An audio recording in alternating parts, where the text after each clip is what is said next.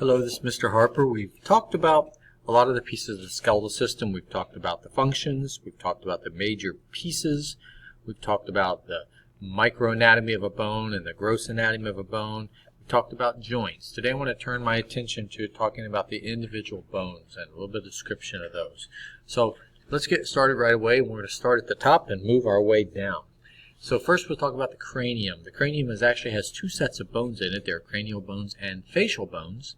And these bones are unique in the fact that they are joined together by sutures, which are immovable joints. There's only one movable joint, a freely movable joint, in the cranium, and that is the mandible, the lower jaw. It moves, but all the other bones do not. So, function of the cranium is to protect the brain. And there are 8 bones in there. There's a frontal bone, 2 parietals, an occipital, 2 temporals, and a sphenoid bone. And there's also foramen magnum. A foramen is an opening or a hole in a bone for a nerve or a blood vessel or a ligament. And the foramen magnum happens to be the largest foramen in the body. Magnum means large, and so it's a large hole. And that is where the spinal cord goes from the brain down into the vertebral column down to the body. So, in taking a look at this, you'll see here some of the bones in the cranium. The parietal bone, there's 2 of them, one on the other side. Temporal bone, right here on the side where you call your temples.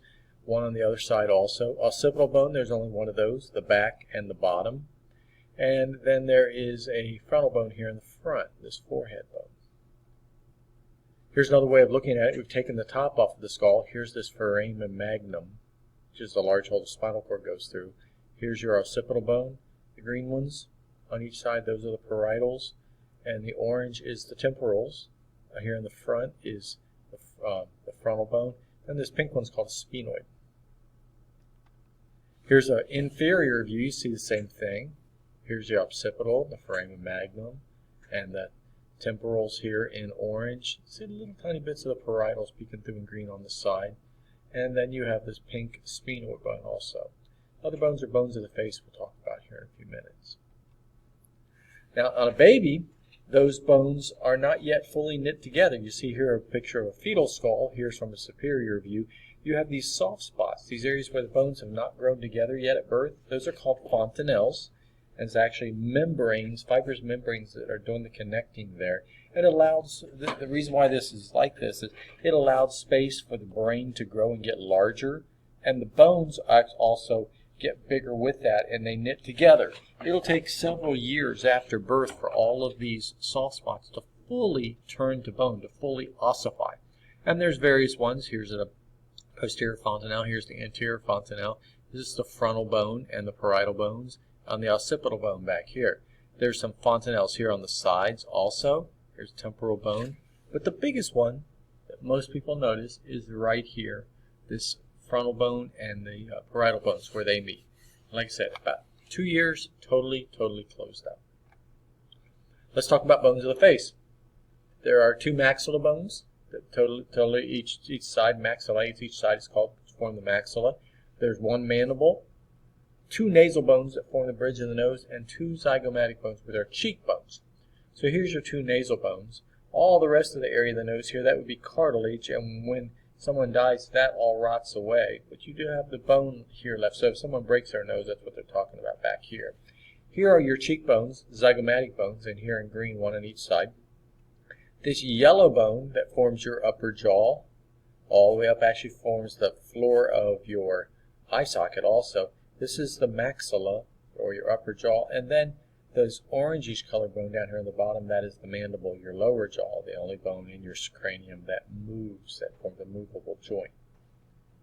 There's some other bones in here too. The blue one in here is called the lacrimal. It's like the easiest, well, I shouldn't say easiest, it's the most fragile bone in your body. I was going to say it's easy to break, but really it's not. It's so far protected back in your eye socket. But it is very thin and fragile. Here's a side view of some of those bones. Here's your mandible again, your lower jaw, and your maxilla, your upper jaw. Zygomatic, your cheekbone. Now, your vertebral column. Your vertebral column. Let's leave the cranium now. Let's talk about the next major set of bones. Your vertebral column is made of a whole bunch of little individual vertebrae. Here they are, 1, 2, 3, 4, 5, 6, 7, 8, on and on and they go. The whole function of all these vertebrae together is to protect your spinal cord that's inside of them. And we can give each vertebrae a name according to its location. Like here you see C1 through C7. These are called your cervical vertebrae. Here's this word cervical. And you count them, 1, 2, 3, 4, 5, 6, 7. There's C1 through C7. And then you have the thoracic vertebrae. Here, they start right here. 1, 2, 3, 4, 5, 6, 7, 8, 9, 10, 11, 12. And down they go. And then the lumbar, L1 through L5. The sacrum, which are all fused all together. There's 5 vertebrae originally, but then they all form into one big piece. And then the coccyx have 4. They're all fused together too here in the bottom. So the last 9 vertebrae are all one solid piece of bone, but they were originally separate pieces.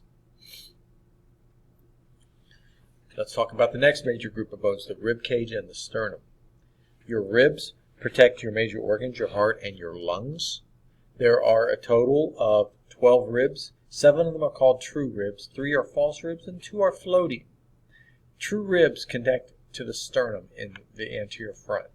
False ribs don't, and floating ribs, false ribs kind of attach. They attach by cartilage. I'll show you that in a minute. Floating ribs don't attach at all. So let me show you the picture. So here's your vertebral column in the back. Here's your sternum, this bone here in the front, and then of course these are your ribs. Now the true ribs, 1, 2, 3, 4, 5, 6, 7, join right back up directly to the sternum. See here, 1, 2, 3, 4, 5, 6, 7. Now the false ribs come back to the sternum, but not directly. So here's the first false rib. Look where it attaches. It attaches to the true rib, and then the true rib attaches to the sternum. So this one, 1, 2, and 3 are called false ribs on each side. And then there are 2 floating ribs down here at the bottom, 1 and 2, that don't even make some attempt to attach back to the sternum. So that's your rib cage and your sternum. And all the ribs are attached to the vertebral column in the posterior side, on the back side. Let's talk about the pectoral girdle. Pectoral girdle is your shoulders. You have 2 bones that form your shoulder on each side, and those are the clavicle and the scapula. One on each side, one on the other side too. The scapula is your shoulder blade. It's shaped like a triangle. Here it is. And then the clavicle is this weak bone right here. Clavicle is a very easily broken bone. A lot of people have broken that thing. And they together form your shoulder, one on each side. And the last thing for today, let's talk about the bones of the upper arm, the lower arm, and the fingers, the hands, the hand. So the upper arm is your humerus, 1 bone there, and your lower arm has 2 bones, the radius and the ulna, and then we have carpals, metacarpals, and phalanges in your hand. So let's look at each one of these. So here's your humerus, 1 very big bone, and here's a bad joke. Do you want to hear a joke? Is it humorous for a skeleton? Ha ha. Bad joke, huh? So there's your humerus, 1 in each arm. In your lower arm, you have the radius and the ulna. 2 bones, radius, ulna. And then in your hands, you have 3 sets of bones. You have the carpals, which are all the small, short bones of your wrist. You have the metacarpals, which are the 5 bones of your hand. And then you have the phalanges, and each finger has 3 bones, with the exception of the thumb that has 2. So those are collectively called the phalanges. So we've talked about bones, where they're at, a little bit of what they do. We've started about and named them individually from the head down to the end of the vertebral column, the arms. And so we will continue the next time. We'll talk about the hips and the legs and the feet.